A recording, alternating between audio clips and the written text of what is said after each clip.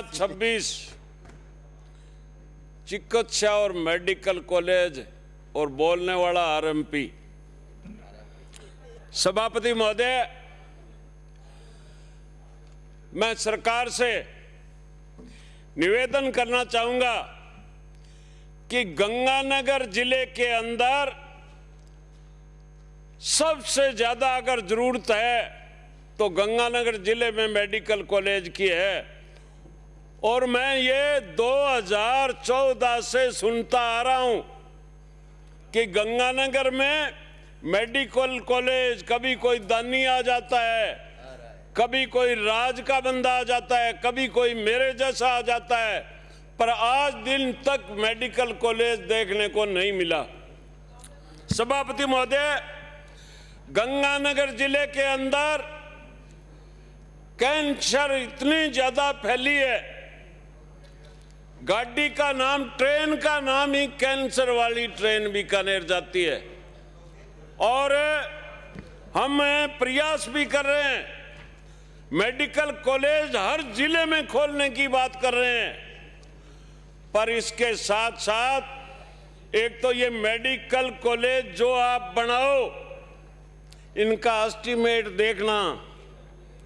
उस एस्टीमेट के हिसाब से अगर आप मेडिकल कॉलेज का निर्माण कर दोगे तो 100 वर्ष तक उसकी एक चिटक भी नहीं उतर पाएगी। पर होगा क्या, आप उद्घाटन करने जाओगे उससे पहले ही सीमेंट गिरने लग जाएगी। इस व्यवस्था पे रोक लगाओ। और मेडिकल के अंदर जो डॉक्टर तैयार करके पढ़ाने वाले लगाते हो, इन प्राइवेट कॉलेजों में डिग्री लिए हुए बंदों को वहां नहीं लगाना चाहिए। मैं एक बात और कहना चाहूंगा, मैं कोई रिजर्वेशन के खिलाफ नहीं हूं, मैं ये निवेदन करना चाहता हूं कि चिकित्सा ऐसी चीज है कि इसमें टैलेंट डॉक्टर को ही सिलेक्ट करना चाहिए। सरकार रिजर्वेशन देने वालों को पहले तैयार करे, पढ़ाए, उनकी पूरी तैयारी करवाए। ये नहीं मैं ओबीसी का हूं इस नाते मेरा सिलेक्शन हो गया, मेरी जब बैकग्राउंड ही कमजोर है तो आगे जाके मैं क्या ऑपरेशन करूंगा। तो इस चीज पे सरकार अवश्य ध्यान दें। SC ST SC के बच्चों को पूरी तैयारी करवाओ, और चाहे कोई वर्ग का हो। मैं ये निवेदन करना चाहता हूं कि मेडिकल कॉलेज के अंदर जब तक पढ़ाने वाला टीचर पूरा योग्य नहीं होगा, डिग्री तो आजकल आपको पता है प्राइवेट हॉस्पिटलों में मिल जाती है कि ये MBBS डॉक्टर है, बोर्ड लगा के बैठ गया, आदमी मारने का लाइसेंस मिल गया, क्योंकि वो तो डिग्रीधारी है। और मेरे जैसा कोई आरएमपी है, उससे अगर थोड़ी भी त्रुटि हो जाए तो सलाखों के पीछे जाएगा। और सभापति महोदय, मैं ये कहना चाहूंगा, विषय नहीं है, फिर भी मैं सरकार से निवेदन करना चाहता हूं कि आप अभी तक, चाहे सरकार कोई रही हो, ना तो PHC, ना सामुदायिक केंद्र, उप स्वास्थ्य केंद्रों में तो हम देख रेख ही नहीं कर सकते, और मेडिकल कॉलेजों के सपने ले रहे हैं। पर ये मान लिया अच्छी सोच है, अब केंद्र सरकार ने कर दिया, मोदी जी ने कर दिया, राजस्थान ने कर दिया, मैं इस पचड़े में नहीं पढ़ना चाहता। मैं ये निवेदन करना चाहता हूं कि आप असलियत में अगर सुधार करना चाहते हो तो नींव से लगो। आप सीधे ही आकाश में उठने की बात कर रहे हो ना। मेडिकल कॉलेज बनाओगे, इतने में आपके नीचे धराशायी हो जाएगा सारा मामला, नहीं संभाला तो। मैं ये निवेदन करना चाहता हूं। दूसरा, मैं ये भी मांग करना चाहता हूं, सभी कर रहे हैं, पहले तो मेडिकल तक ही सीमित रहेंगे, ये बात हुई थी। सूरतगढ़ के अंदर नर्सिंग कॉलेज खोलने की निहायत आवश्यकता है। सूरतगढ़ गंगानगर जिले के अंदर सबसे बड़ी सिटी है, सबसे ज्यादा पॉपुलेशन है, मिलिट्री, केंद्रीय फार्म और थर्मल श्री सिम्मट, मेरा कहने का भावार्थ है कि शिक्षा का हब है वहाँ, और वहाँ एक नर्सिंग कॉलेज अगर सरकार खोलेगी तो हम मंत्री जी आपका बहुत बहुत धन्यवाद करेंगे, पर मुझे चेहरे से लग नहीं रहा है। सभापति महोदय, मैं ये निवेदन करना चाहता हूं कि योग के बारे में मेरे से कोई पूर्व वक्ता ने बात कही थी कि अगर आप खोलना चाहते हो तो ये दवाई सबसे बढ़िया है, योग वाला विश्वविद्यालय खोलो, आदि बीमारी तो वैसे ही कंट्रोल हो जाएगी। ये मजाक की बात नहीं है, प्रमाणित बात है, प्रत्यक्ष में प्रमाण की जरूरत नहीं है। मैं आपके सामने हूं, अब तक राम नाम सत्य हो जाता, योग के कारण से ही मैं आपके सामने खड़ा हूं। सभापति महोदय, मैं सरकार से यह निवेदन करना चाहता हूं कि सरकार एक्सपेरिमेंट के तौर पे ही सही एक योग का विश्वविद्यालय खोल के तो देखो।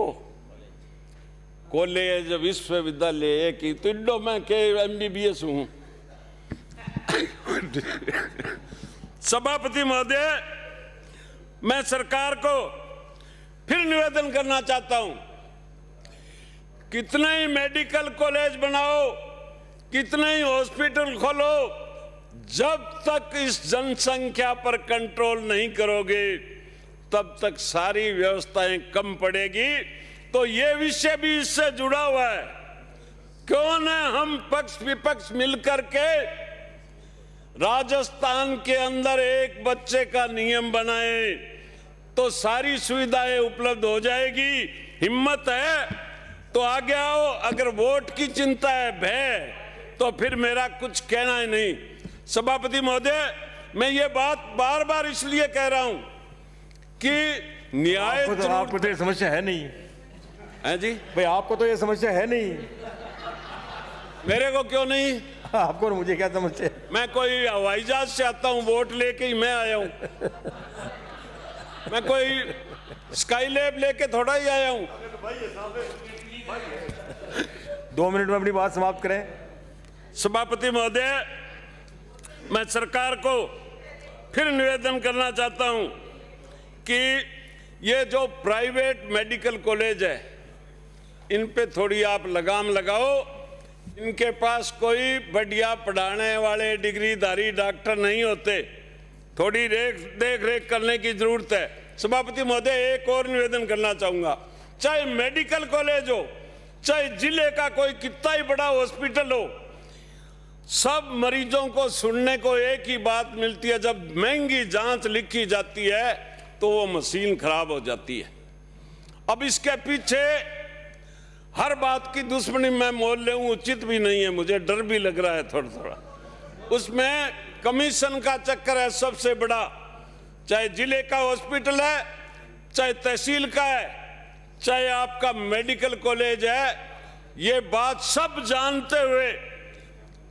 जानते हुए भी छुपाने का प्रयास कर रहे हैं। सभापति महोदय, दूसरा, सरकार ने निःशुल्क दवा की अच्छी योजना है, सराहनीय कदम है, पर इस दवा पर विश्वास कायम नहीं हो रहा है।